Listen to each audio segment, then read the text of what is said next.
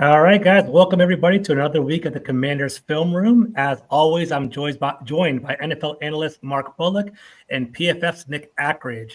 You guys can find us every Tuesday on X or on YouTube at the Big Doug and Carmi Show.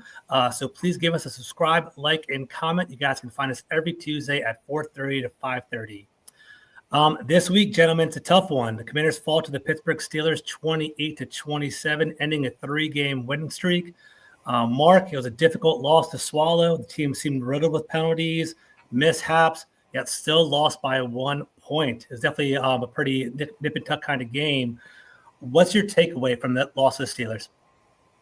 Yeah, I think it's frustrating to lose in that manner, especially when it feels like there was so many missed opportunities and chances for them to win that one. And when it's a 1 point game, it always feels like one play here, one play there would have made the difference.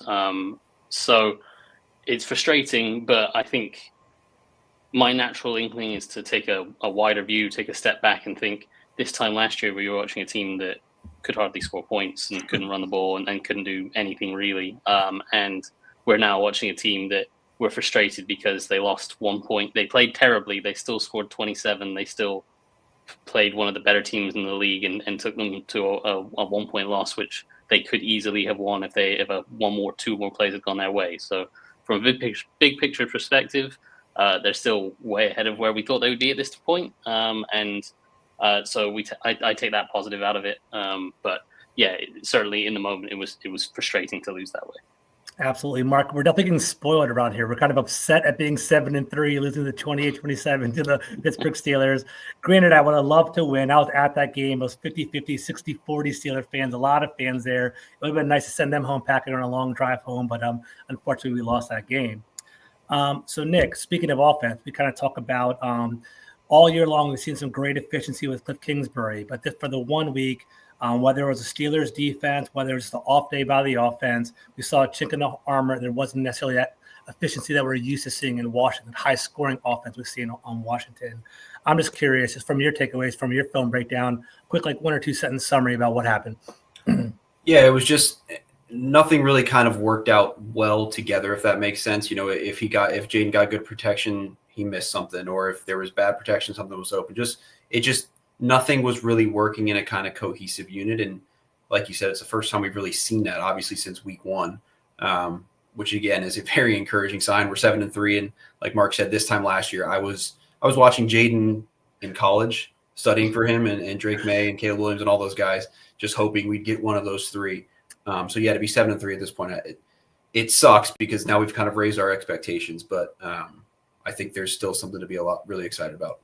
Absolutely. It's definitely more fun. We talked about it off air before we jumped online. It's more fun discussing playoff seeding and where we're going to fall going into the playoffs potentially, as opposed to our draft slot. So I haven't done a single mock draft and usually I've done a million at this point. Which is the annual tradition for us. I'm actually really happy to kind of be on this side of it. So it's fantastic. So without further ado, let's jump into the film room. That's why people are here. And we said, I guess Nick's film will go first. Yeah. So we're going to touch on basically kind of why they sort of started as slow as they did. And this is the very first drive after Washington got a nice 3-and-out start, and just kind of summed up really kind of how it was going throughout the game, and just things weren't really on the same page, mental mistakes, and it really started to kind of back them up, put them in a kind of negative game script where it's tough for them to really kind of get out of that. So we've seen them start games with a lot of really unique run concepts, unique run packages. And that's no different here. We start with, 2 running backs in the backfield, which is Zaccheaus and Eckler, motion one guy out, and we're just going to run zone off of that. But it's a fun way to get to it. Steelers don't really fall for the eye candy there. And you just got an inside zone that only goes for 2 yards. But again, you could have had more if we just kind of follow some simple rules here in the run game. Typically with your inside zone, you're going to be out here. You're going to have a double team here up to this linebacker, double team here up to this linebacker. And we'll see here Coleman gets a little too aggressive here with this double team, allows a free runner in, and you only get 2 yards out of a run that could have possibly gotten a lot more. You can see here he's just a bit too aggressive on Hayward. Does a nice job to move him, get some horizontal displacement there from the two of them. But then you can't be that aggressive there. you get an unblocked tackle. And so you put yourself in the 2nd and 8th position. And getting 5 yards there, but now we're in 3rd and short. So it's a pretty good spot to be in. But again, now you've put yourself in a position where, the Steelers can send a blitz here. It's a really good blitz, what they've drawn up. And then you get a rushed passer and incompletion, pressure off the edge here. But this is really just kind of a good design from the Steelers, more so than anyone doing anything wrong here. When you've got all these guys lined up, it's always going to be tough. You can see from the start here that, we've got 1, 2, 3, 4, 5, 6 guys potentially rushing. You don't know if either of these two might rush as well. And you've got 5 guys in to block here. So you're going to have to be hot somewhere for Jaden, essentially is what you're looking for. And when they kind of bluff this and they drop this out, you're just kind of screwed on an offense perspective. There's not much Coleman can do here because he's going to need to set down here on Hayward, especially since he's head up on him. Allegretti's going to be here on Patrick Queen, and then you got a rusher off the edge. But they drop out of it. Nice little bluff. He's never going to be able to recover on someone like Highsmith there. Speeds up Jaden Daniels, kind of flat-footed here. And then you're just a bit off, and you got a punt. So Nick, real quick on that. So Highsmith had an amazing game. He was kind of blowing up all sorts of pressure on Jaden Daniels. What is Coleman supposed to do here? Is there 6 on 5? Is the quick solution to have that hot route to throw right over him, or are you going to shift over to the protection, or what do you do there? Because it seemed like Coleman protected who was in front of him, but the pass was wide open. Yeah. So what they're doing here is you need to, since they're sliding to the right. So what you're going to need to do here is, again, like I said, you're going to have to block down as a tackle here. Your job is to protect that inside gap. Gotcha. So you want to protect this inside gap. Then the quarterback's responsible for beating the edge pressure on the outside. And so usually you've got something on offense to, you've got a hot route. You've got something where he can go to quickly to get the ball out. Typically, you wouldn't really be this sort of whip route down here at the bottom of the field. Mark could probably better explain the concept here. But in terms of blocking this, they do everything they possibly can. It's just a good blitz. Typically, when you kind of slide down this way, again, you've got these guys covered up. Jaden's going to need to beat this edge rusher here.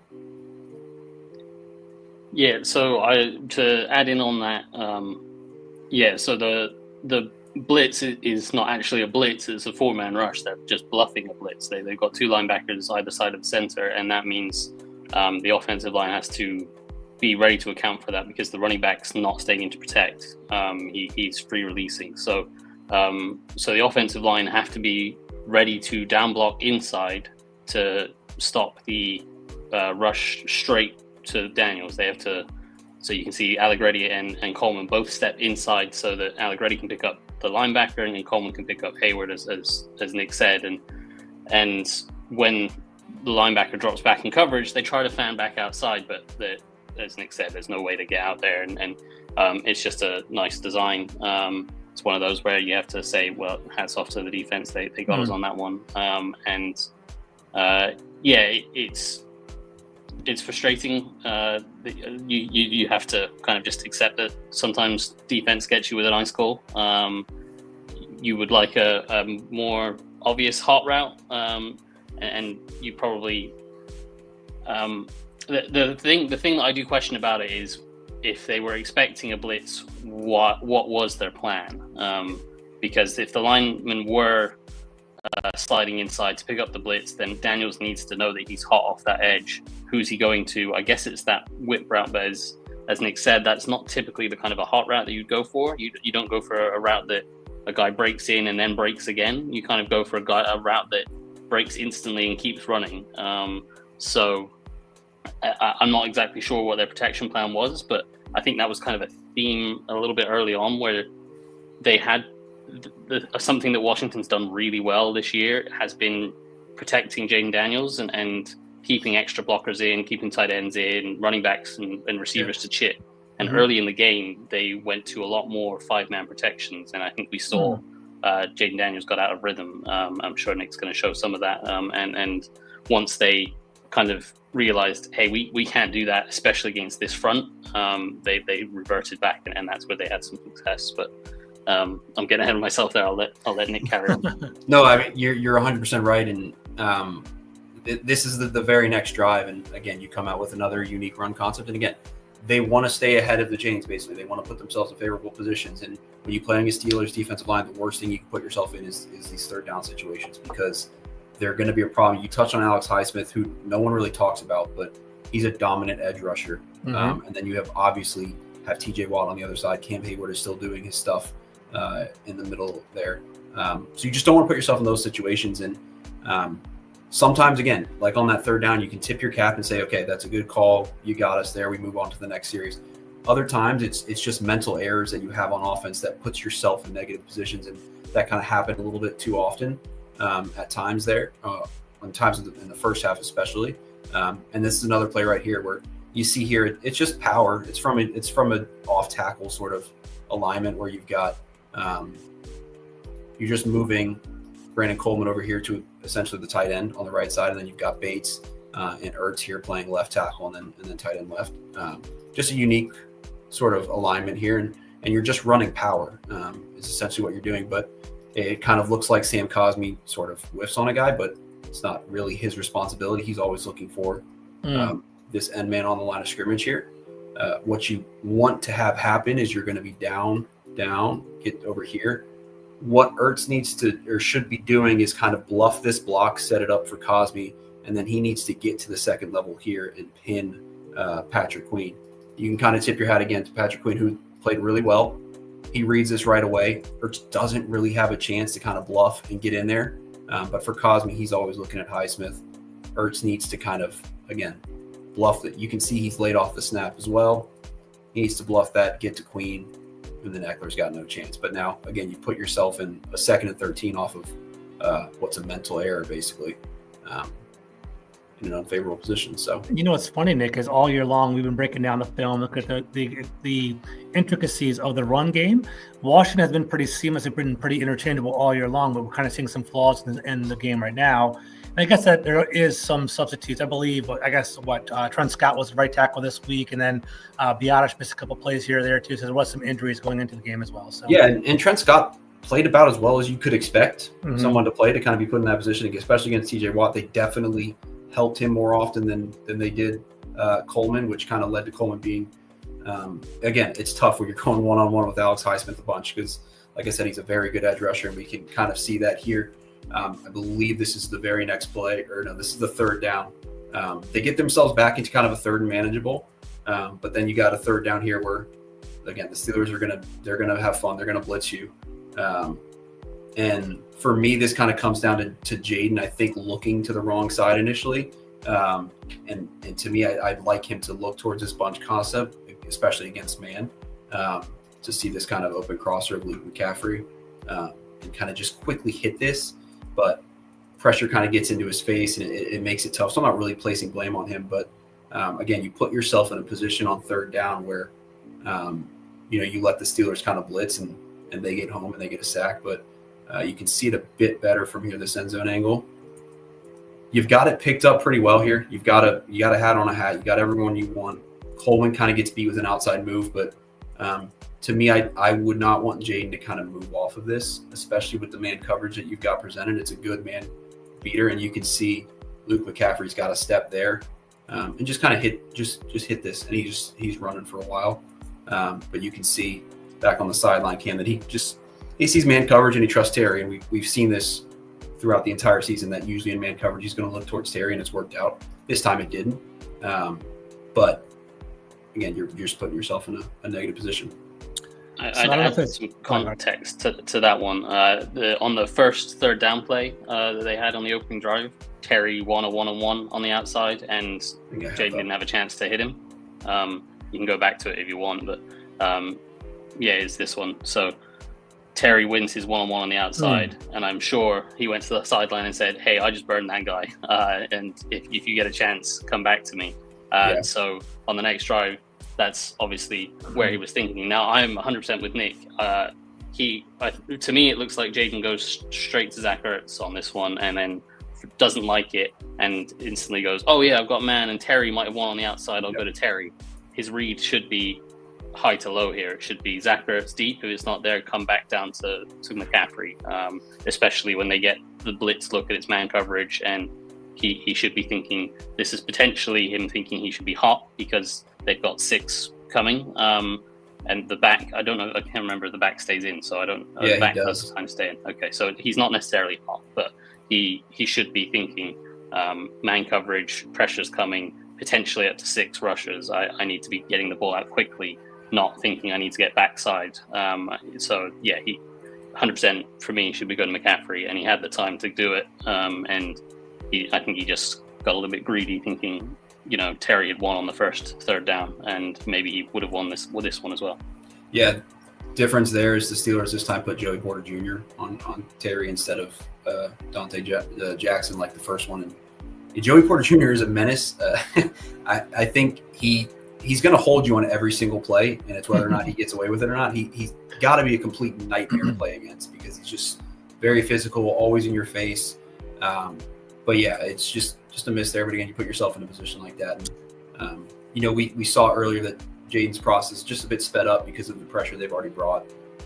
So you kind of answered the question I was going to ask, Nick, and I'm not looking for a soundbite and putting you on blast on Twitter or anything like that. But was Jaden confused during this game? Like, did we see some level of confusion where like the Steelers throwing things at him that maybe disguised that they couldn't figure out, or do you think it was more of like the offensive line not holding up for either one of you guys?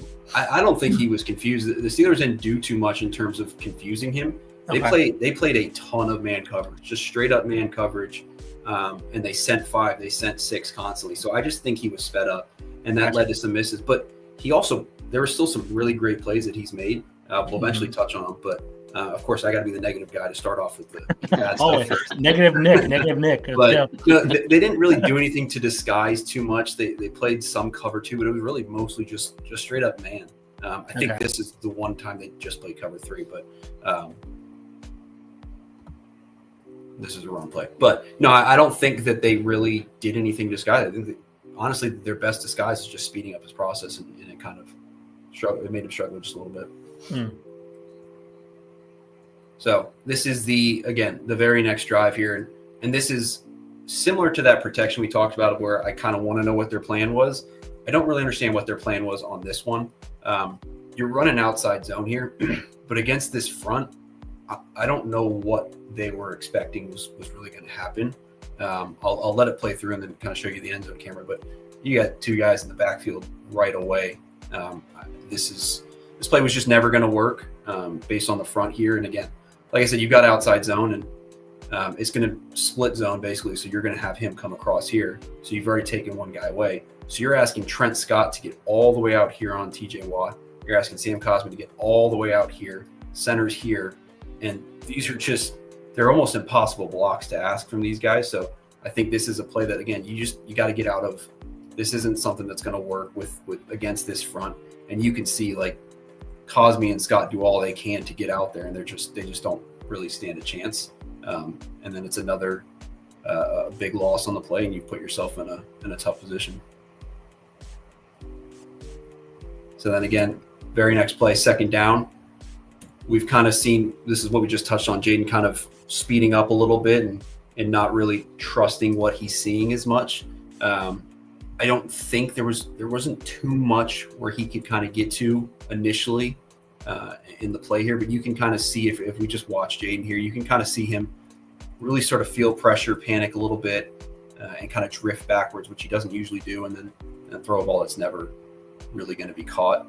What we've typically seen from him is kind of understand what's open, what's not open, and if he needs to get out and scramble, he needs to get out and scramble, but kind of drifting back the way he does is just never really going to work, and then now you've got an incompletion, and you're looking at 3rd and 13.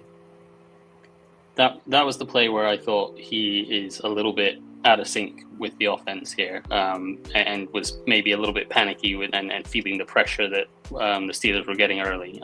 Because if you go back to the wide angle, this is a man coverage play, and at the bottom they have a little stick concept with Zach Ertz running a stick route and the running back working to the flat. And Ertz runs his route straight into the linebacker covering the running back. And we've seen Jaden Daniels, we saw it last week against the Giants. He was really good at identifying, okay, we got man coverage. Who's the guy that's going to be furthest away from a check down? I can give him a chance to run after the catch. And we saw that with the De'Ami Brown catch and run on 3rd and 18 or whatever it was last week. And There was a couple other examples as well.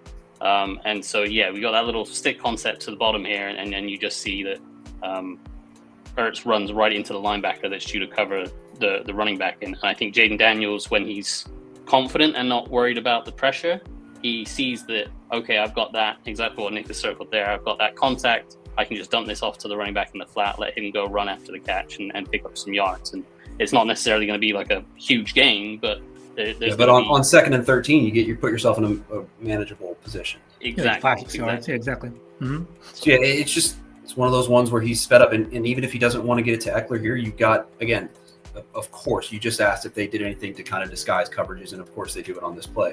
But it is they played man coverage here, but they show a too high shell. So what you're looking at here is you think, okay, they're going to run some sort of quarter, some sort of cover 2, but then they rotate to man, so that could confuse him a little bit. He's feeling pressure, so now you see man coverage. So again, if you don't want to throw it to the flat here, that's fine. Just hit Terry right here, and you've got him one-on-one with a safety coming from 13 yards deep.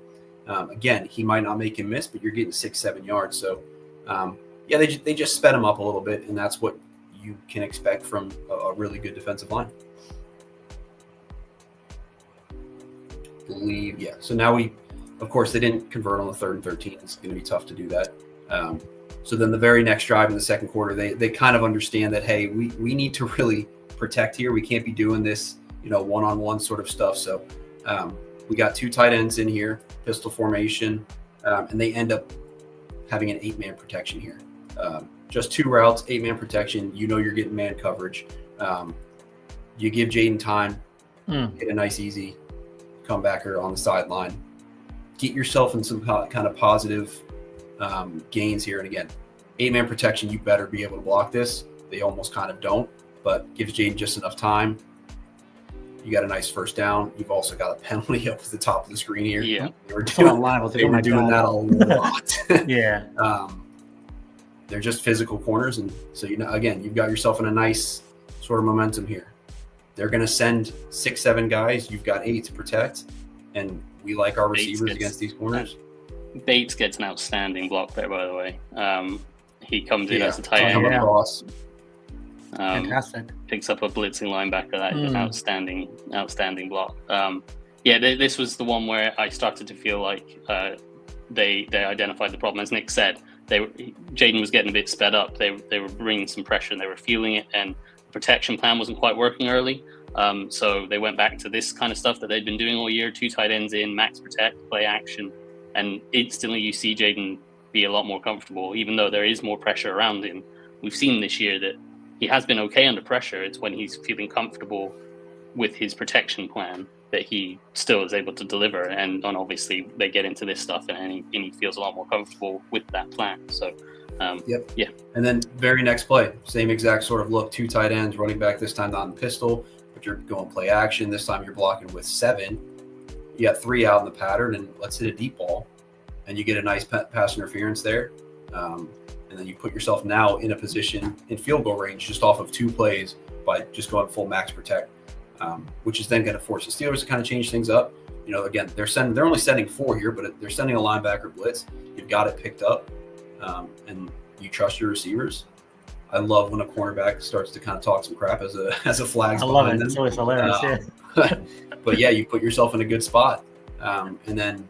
Had another nice ugly play, right? This is the 3rd down. Oh my god! Okay, it wasn't gonna be all positive. Okay, negative Nick. Let's go negative Nick. So there was a nice run before this on Eckler where they had a nice. That was the John Bates and Patrick Queen kind of wanted to kill each other, where Queen almost ripped his arm out of his socket. Yeah.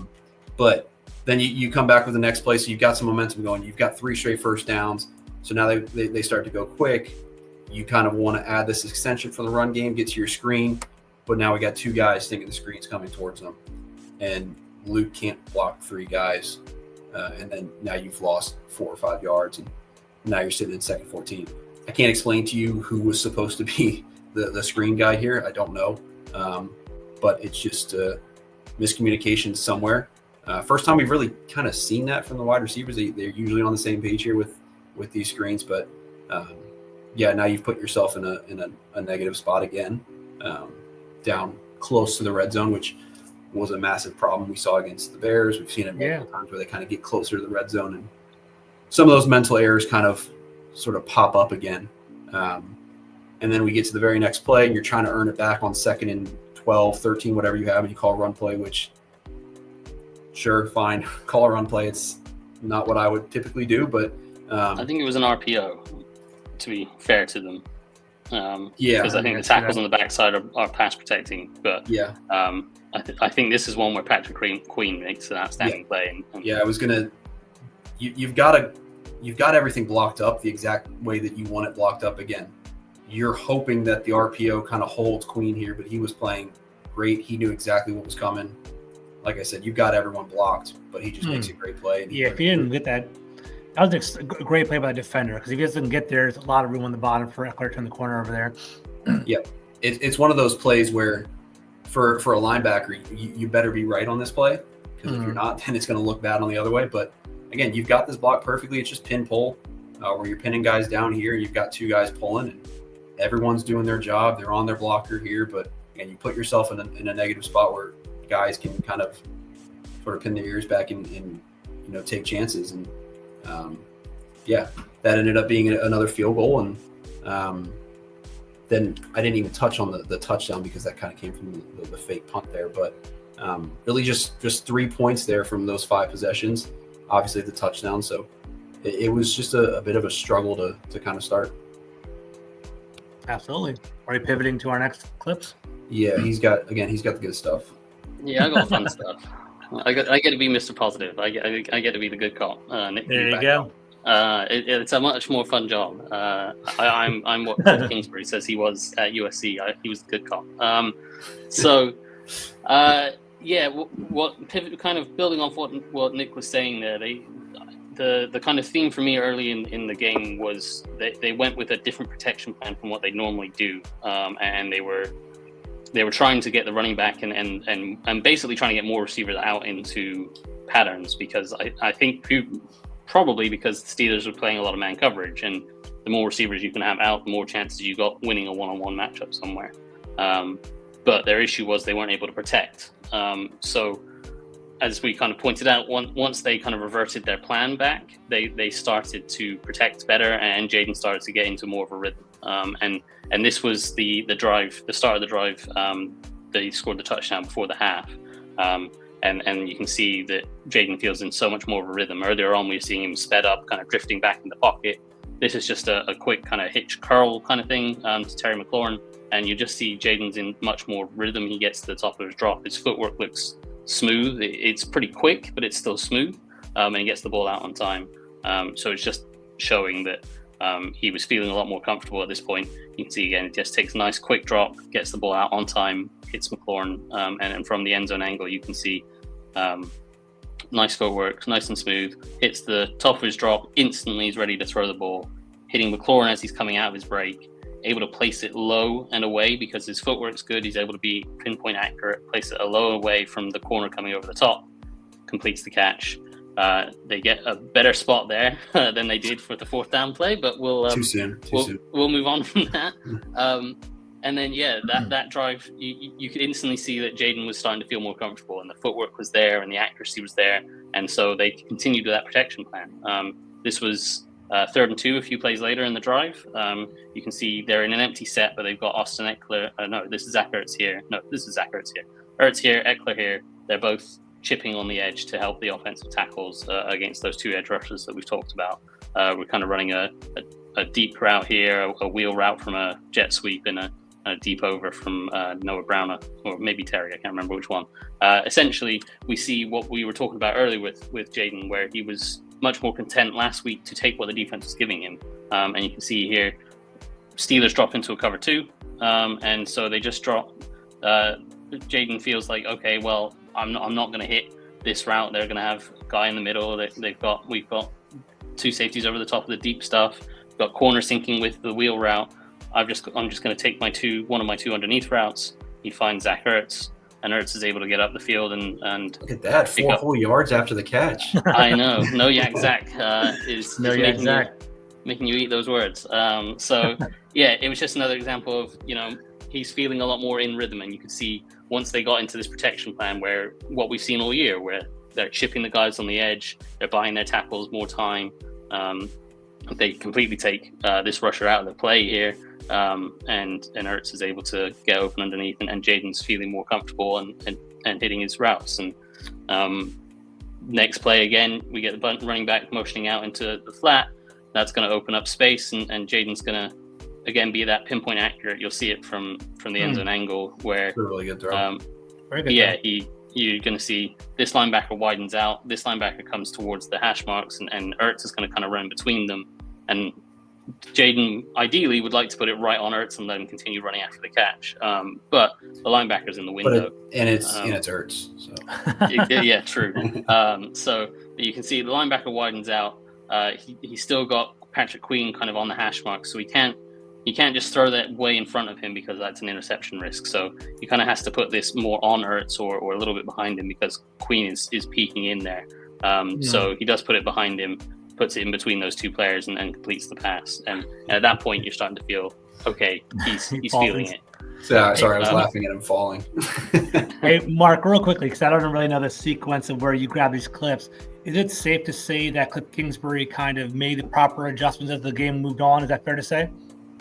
Certainly going from their original plan, where they were trying to get more guys out into routes, and they weren't as diligent in protection, and they quite clearly, obviously, like as Nick pointed out, Jaden wasn't in his best place. He wasn't in rhythm, and he was feeling sped up and feeling the pressure. As soon as I kind of identified that, they did make the adjustment as we're kind of showing. They got into more heavy protection, bringing tight ends in, chipping a lot more, and that gave Jaden instantly more confidence, got him into a rhythm. And then once he's in a rhythm, you can start doing stuff like this, where you spread the offense out. You still have the running back in, but this is the 3rd and 4, where they're just outside of field goal range just before the half, and it was like 1 minute 20 left on the clock. Steelers have just taken a timeout. So this is quite a big situation where if they don't convert this, it's kind of a long field goal for a guy that they've just brought in, and they probably don't trust to make it. So they're potentially punting back to the Steelers with 1 minute 20 left on the clock, and they have a chance to go and extend their lead before the half. So, but Jaden does a really good job here. He identifies one of the few times that the Steelers play cover 3, and he just rips this up the seam to McCaffrey. And this is that same double mug look that we saw earlier on that first 3rd down. Washington handles it a lot better this time. They don't bite on the bluff and have everyone biting down. They let their guys fan out, and they essentially do what most teams would typically do, where they have the center account for one of them and the running back account for the other. Now both guys drop out, so the running back doesn't have to account for either of them. But that is the typical way you would handle this front, and you can see Eckler was stepping up to handle one, and Biadasz was there to handle the other. They both drop out, and all that means is that these guys can fan out to their respective blocks, and Jaden's able to get a nice pocket. You get Minkah Fitzpatrick rotating back to the deep middle of the field, and you can see as Jaden's dropping back here, you can see the 2 linebackers dropping back into their hook curl zones, and you can see Minkah go into the middle. He correctly identifies that it's cover 3, and he knows cover 3, the seams are weak. So here and here is where he wants to go. And with the safety's back turned to this side and he's chasing it that way, he decides to go towards where the safety's back is, attacking the leverage, gets to the top of his drop, rips the ball at the seam to McCaffrey. Really nice play. Again, we'll see it from the end zone angle where this is how you would normally block this up. You would have, as I say, the center would pick one, typically the one that you're expecting to rush more, and then the running back will go and block the other. And that allows your linemen to account for the 4 defensive linemen and get you better matchups. And then these guys drop out, and then Biadasz is able to go help, and Eckler's able to get out into the route. But Jaden doesn't need that help because he's able to rip that ball down the seam. Really good throw. And it just kind of shows that he's confident again, because that's a tough thing to identify that quickly and understand exactly where you want to go with the ball. A safety plays it about as well as you can there, really. But yeah, that's when he kind of started to get back into a groove. And like Mark said, that was a huge play. Yep, and that converted on 3rd and 4, and then Washington still had their timeouts and plenty of time left, so they were able to run down the clock. They were able to call run plays if they wanted to, which they did, and obviously scored the touchdown, got into the half, winning the game when they probably didn't necessarily deserve to be.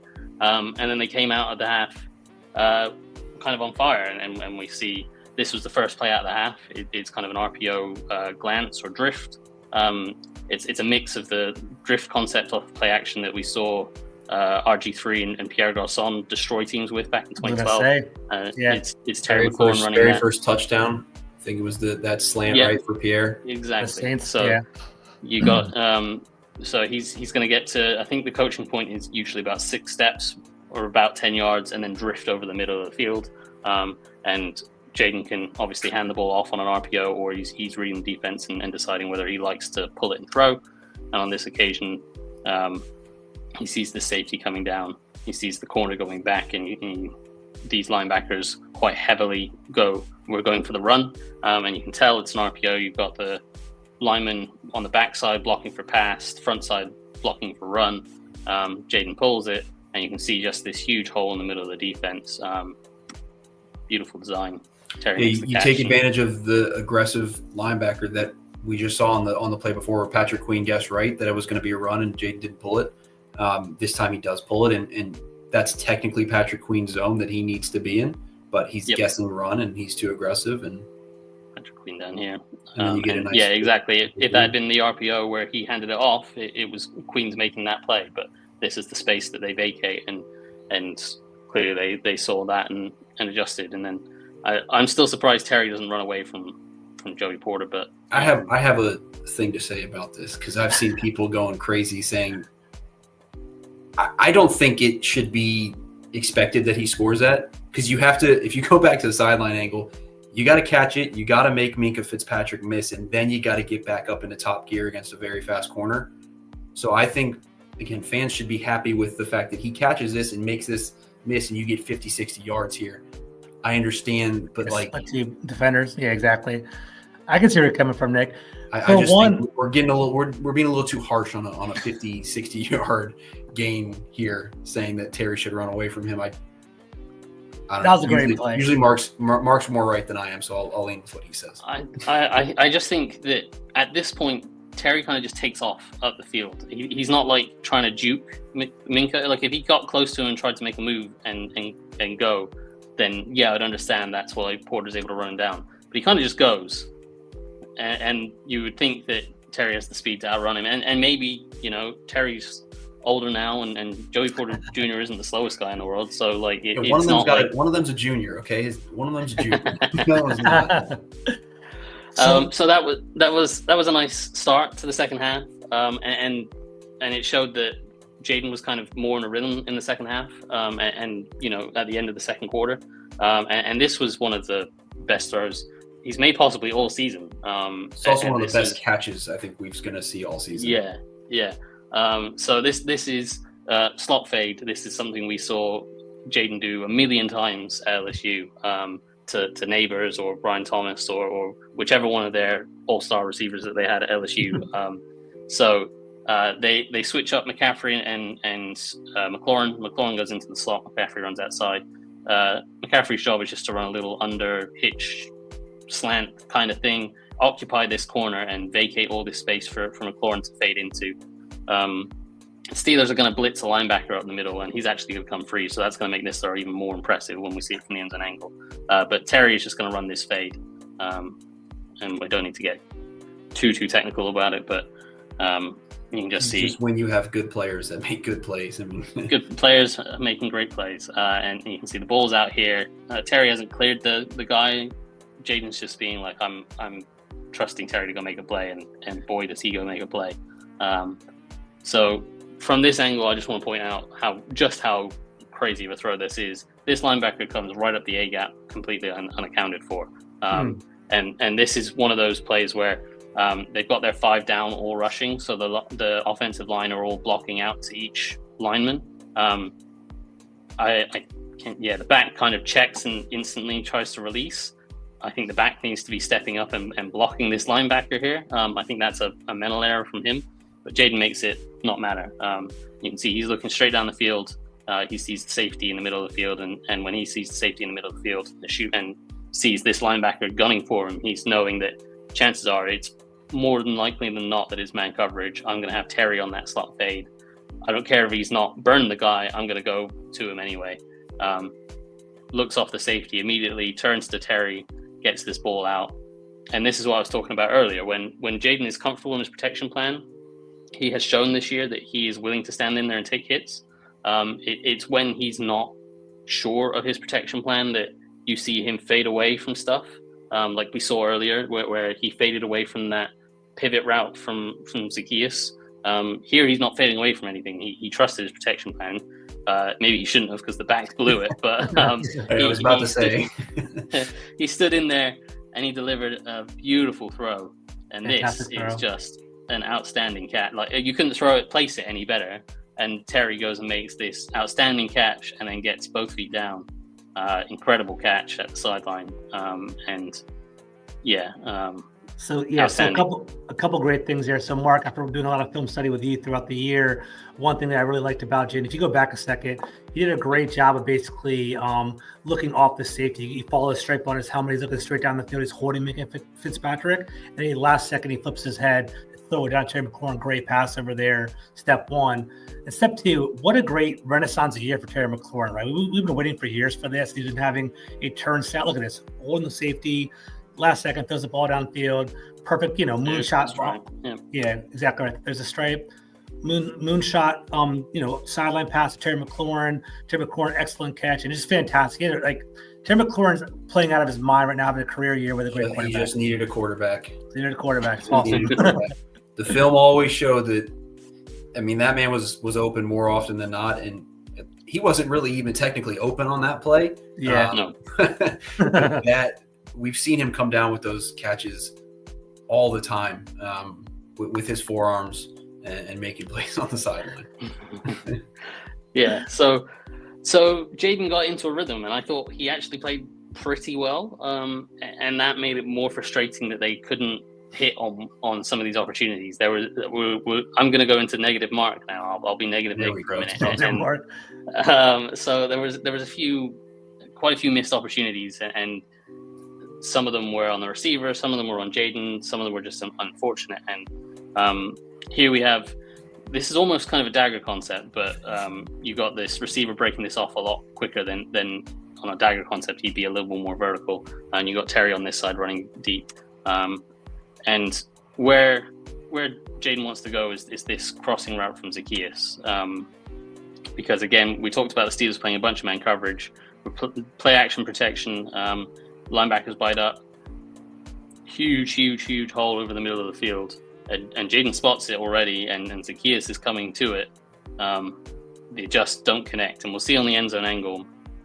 I think both of these guys are at fault here, and I don't know who I blame more. But we run a little play action protection. Allegretti pulls, linebackers get pulled in on the run fake, and that creates this huge hole over the middle. Jaden takes a little slide step. He hurries this because his linemen are on the floor here and he's feeling that little bit of pressure. I don't think he necessarily needs to hurry this as much as he does. But it's hard to know when you're in the moment. He puts this ball out, and so how do I talk about this? So if you want me to go, I can be the negative guy here. So Zacchaeus, I think Zacchaeus goes at this with the wrong technique, and I'm going to go way off of American script and talk about cricket, right? Okay. So in cricket, when you get in the field, when you're catching cricket, they talk about high hands or low hands. And so when the ball is typically kind of above your eye line, you want your hands to be high in catching the ball like that. When it's kind of below your eye line, you want your hands underneath it to catch it like that. And Zacchaeus here kind of the ball is high in front of him, and instead of going over the top and catching it like that, he kind of tries to go underneath like that. And by going underneath like that, you can see his left arm here tries to turn around and catch it. And he extends both those arms out, trying to catch it with his hands underneath it rather than his hands over the top of it. And so that prevents him from getting full extension with both of his hands. And it means he has to pull his hand away and try to reach out with his outside hand. And it's just out of reach for him. He gets his hand on it, and sometimes you pull off a miracle one-hander like that. Sometimes you don't. Now, I would say on Jaden's behalf, I'd like that ball to be a little bit more inside. I don't want that to be that far out in front of a short guy like Zacchaeus, but it's not a bad ball, and I do think Zacchaeus needs to, as I say, go at it with his hands over the top rather than trying to catch under it, and that prevents him from getting two hands on this ball rather than one. Yeah, I think you nailed it. I think it's a little. I don't think either of them are terrible, but both of them are just a little bit off. Like you'd want this like a centimeter more to the right, but we're getting nitpicky here, I know, but we've seen Jaden make this throw a million times already, and you would like Zacchaeus, like Mark said, to not try to. Yeah, it's just off on the two of them there. Yeah, Zacchaeus had a tough game, especially, and then on top of that, there's a good 15, 20 yards of running space right in front of him too. It's tough. Yeah, that was a huge yak opportunity. Speaking this is of one huge yak opportunity. this is one Nick and I have been waiting for a while. Luke McCaffrey. I tweeted this 2 weeks ago now or something. Yeah, I'm going to use that tweet every single time he gets open. One of these games, he's going to go off and have 100 yards. 5 or 6 catches, 120 yards and a touchdown, something like that. And people outside of Washington are going to be like, where the hell did Luke McCaffrey come from? And Nick and I are going to be sat here going, he's been deserving this for a while. So this is backed up in their own. But before you go into this one, we've already shown the one in the first quarter that he missed him on that crossing route where he would have been open. That's a catch for 20 yards. We're going to talk about this one, and we won't talk about the drop because that kind of ruins our agenda. I kind of had a drop, but your narrative. I got you. Makes sense. But we're already at that point looking at, and then he had that seam catch. So we're looking at 4 catches here. This could have been 100+ yards, 4 catches already, and so the agenda's rolling. So, yeah, essentially, there's not a huge amount of complexity to this. It's just Noah Brown's going to run this kind of deep over, and McCaffrey's going to run a deep over behind it. And I think it's third down. And yeah, Steelers kind of do their thing, play man coverage, blitz 5 guys. And Jaden gets to the top of his drop, and he can see that McCaffrey has the beating of this slot corner. The only question is if Minka's going to attach to that route. And Minka kind of keeps dropping and keeps gaining depth and keeps going towards the far sideline, which is where McCaffrey's running away from. And Jaden can see that. So he knows he's got this space out here to deliver this ball. And he takes that shot. You can see here, he's getting rid of the ball here with pressure around him. McCaffrey hasn't even made his break yet, but he knows he's got this space out here to throw this ball. We're going to talk about the inaccuracy here, but I think that's a great point to kind of like anticipate based on the safety's positioning and know that this again, that's high level quarterback stuff. So before we talk about the inaccurate part, like that was really, really impressive because you'll see a lot of quarterbacks kind of sit there and wait to see which one the safety is going to take and then throw a base off of that. And he did have Noah Brown open, but to kind of anticipate that is pretty massive. Yeah, and part of that anticipation was forced because he's got Trent Scott losing against Watt, and he's got Allegretti losing to Hayward, and Coleman hasn't even really got hands on this guy out here, and you know, pockets bursting around him, but and that can lead to some of the inaccuracy as well. And it's not very inaccurate, but it is just slightly over the top and just misses McCaffrey, and he does his best. The funny thing about this play is if this play hits, he's still running. Steelers fans would be talking for weeks about that non hold. Oh yeah, I mean it was a hold, 100%. Yeah, it was pretty blatant. They got away with one, which would have been a safety, and that changes the entire game right here. That's quite clearly holds that outside shoulder pad. So refs aren't biased; they're just really bad at their job. So there was a few more missed opportunities. This is, I think, the last miss from Jaden. It is tough to call this one a miss. This was the 3rd and 9 play before the 4th and 9 play, and I like how you do the first down marker there. Yeah, well, on 3rd down, I try to draw in the 3rd down marker just to let everyone know where we're at. So we got Noah Brown running a double move, and we saw earlier off that play action stuff where he was running these kind of curls, comebacks, and it's setting up the corners for him stopping at the chains. And obviously on 3rd and 9, in this situation, they're thinking of protecting the chains. So it's not a bad decision to try to run a double move. And then they have a kind of a what would call a Mills concept on the backside, where you have a basic cross from Ertz, and McLaurin runs a post over the top of it. That's kind of a quarters beater. They're obviously not running quarters. So, but yeah, Jayden is essentially thinking, I've got a one-on-one out here to Noah Brown on a double move. I'm kind of going there the entire time. So we'll run this one on. He gets to the kind of top of his drop here. You can see the safety in the middle.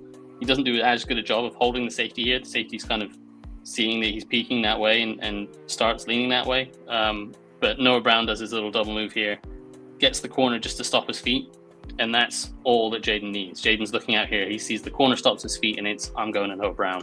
And he immediately pulls the trigger. And Noah Brown has a step. Now, the safety is over the top, so you can't just throw this way out in front and trust Noah Brown to run into it and let him get destroyed by the safety on the sideline. Well, I mean, you can. Some quarterbacks have tried to, but you'd prefer your guy not to do that. But he does underthrow it, and Noah Brown has to try to come back for the ball. And he does his best to come back to this ball. And he actually, I think from the end zone angle, you can see it a little bit better. He gets to the ball, and it kind of goes through his hands. He gets the Terry forearms on it. Yeah. Bring it in. It kind of goes through his hands, and I think from the TV broadcast angle, I think it went through his hands and hit him in the face mask and then fell to the floor. And it's one of those where he did the hard part of coming back to the ball and jumping over the top of the defender and kind of getting his hands to the ball. It just kind of burst through his hands and hit him in the face, and he didn't catch it. So it's another missed opportunity from both of them. Obviously, you'd like to see Jayden throw that a little bit more out in front so that Brown's not having to come back and make this a contested catch. But as I said, there's not too much leeway because that safety is closing in quick and could potentially land a big hit if he throws it too far in front with too much air.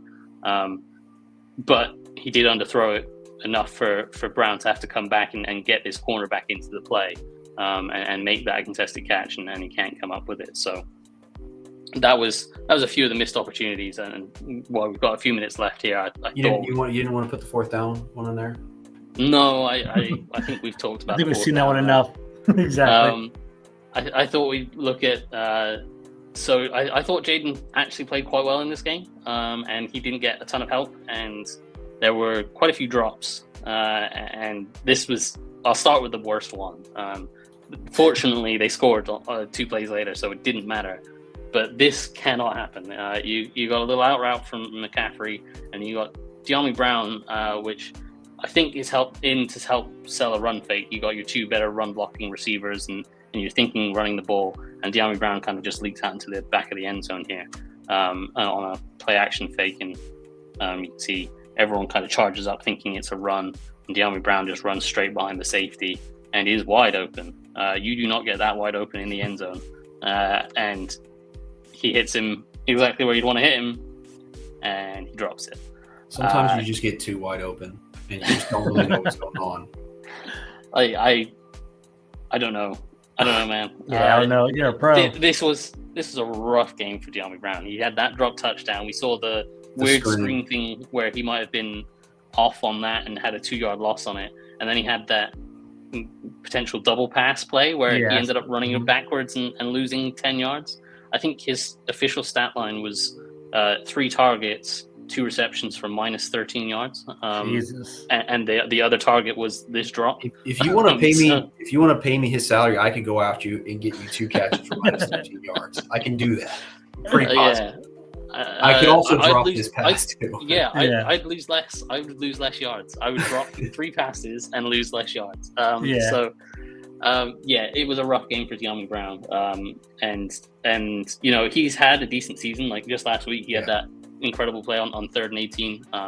So I don't want to be too harsh on him, but we're allowed to be harsh because, like we kind of talked about, we've raised the expectations. Like this is a team that, again, last year would be like, that's typical Washington. We're gonna drop that and everything sucks, but we're good now.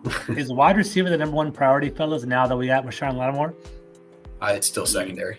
Still secondary. Keep filling it up. Okay. It's still corner. Yeah, I mean, I don't know if we have time to put the defensive stuff in there, but in terms of skip the drops, we can get to some defense. I mean, the drops were this is the Zach Ertz one. It again, Jaden played the funny thing about this is Jaden played probably his worst game since like week 1 and week 2, and it was still a good game. Like it was still a good game in terms of quarterback. Like for our grades, we have a 65.8, which is above average in our system, and that's his lowest since week 2. But he's just played so well that's seen as a bad game now. Yeah, and I thought generally he had that slow start, as we say, with that protection plan that they went into, trying to get more receivers out into routes in man coverage, which is understandable, but clearly it wasn't working, and they adjusted, and the run game never really got going, and that plan probably needs to be addressed more. But the protection plan, once they adjusted that, I thought Jaden played pretty well. They just had a bit of a rough start, and those missed opportunities were kind of 50% on him, 50% on receivers, and then they had 5 or 6 drops on top of it. It to be able to put up 27 points with all of that going against them is still kind of incredible. But yeah, so we'll get to the defense. Just a few quick clips on the defense. This was the third touchdown drive that the Steelers had coming out of the one coming out of the half when Washington had taken the lead, and Washington had a really, really good chance to stop the Steelers, get the ball, and this was the 3rd and 8 on that first drive that the Steelers had in the second half. You stop this 3rd and 8, and you get the ball again with a chance to blow the game open and get to a 3-score lead and probably put the Steelers to bed. But Washington goes really aggressive, and they send both linebackers. I think it's more of a green dog blitz, which Luvu gets wrong, but we'll get to that. They play man-to-man outside, so you can see they're all matched up man-to-man. Quan Martin plays the deep middle. The issue is the running back. Now, running back is an eligible receiver, and typically Washington this year, when they've sent what we'll call a green dog blitz, where one linebacker goes, the other linebacker will see that the running back is stepping up to block, and when that running back is blocking, they will add on, and they will get the green light, hence a green dog blitz. So, and I think that's what's happening here is Wagner is meant to blitz, Luvu is meant to be on the running back. And when the running back steps out to protect, that's when Luvu's meant to join the rush. So we'll see here. The running back looks like he's staying to protect, and Luvu goes to join the rush. And unfortunately, the running back then slips out. And credit to Russell Wilson, he does a really good job here of avoiding getting blown up by Luvu and getting this ball out. But that's part of the issue when you play man coverage is there's no spare defender to help this. You got man coverage across the board out here, and they're doing Chin's doing okay on the tight end. St. Juste is doing okay down here. Samerstill and Igbinoghene are doing okay with these guys. They're passing them off and stuff. Quan's in the deep middle. The issue is Luvu goes when he thinks he has a green light and he actually has a red light because the running back is running out to the flat. So that leaves him wide open. And when he catches this ball, there is nobody here. This here is the first down marker. It's kind of what you live with Frankie Luvu.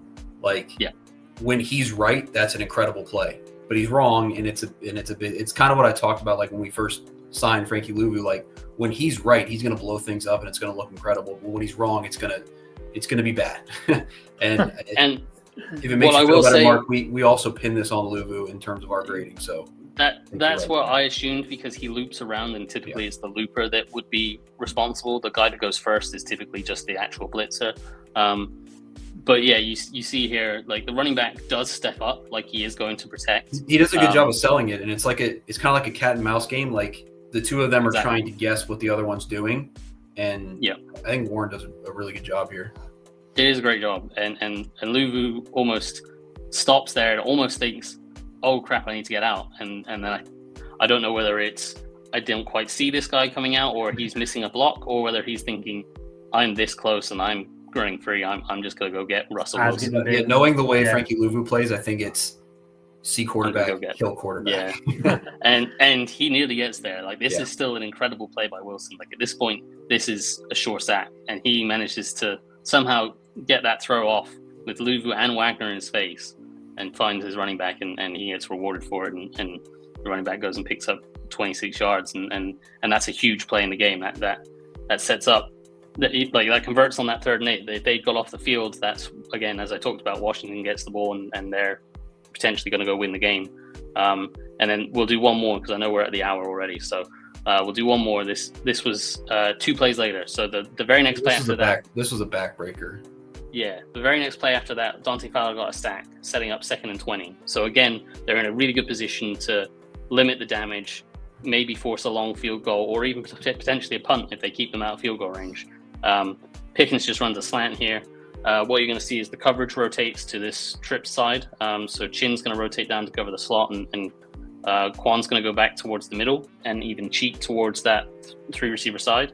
And that's going to leave Sanders still on this island against Pickens. And there's going to be a big hole in defense here for Pickens to run his kind of glance route into.